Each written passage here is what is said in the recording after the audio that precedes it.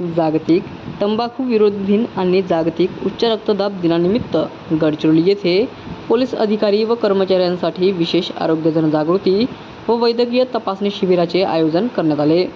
राष्ट्रीय तंबाखू नियंत्रण कार्यक्रम, राष्ट्रीय संसर्गजन्य रोग नियंत्रण कार्यक्रम, सामान्य रुग्णालय गडचिरोली आणि पोलीस विभाग यांच्या संयुक्त विद्यमाने हा उपक्रम राबविण्यात आला. हा कार्यक्रम पोलीस अधीक्षक एम. रमेश, अप्पर पोलीस अधीक्षक प्रशासन गोकुळराज आणि जिल्हा शल्यचिकित्सक डॉक्टर वर्षा लहाडे यांच्या मार्गदर्शनाखाली पार पडला.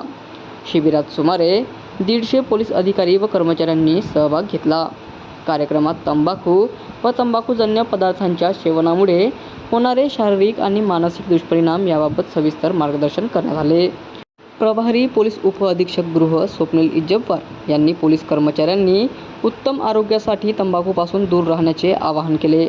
डॉक्टर प्रेरणा राऊत यांनी तंबाखूमुळे होणाऱ्या गंभीर आजारांची माहिती दिली, तर चिकित्सालयीन मानसशास्त्रज्ञ खैरकर यांनी व्यसनाधीनतेचे मानसिक परिणाम आणि व्यसनमुक्तीसाठी मानसिक सक्षमीकरणाचे महत्त्व स्पष्ट केले.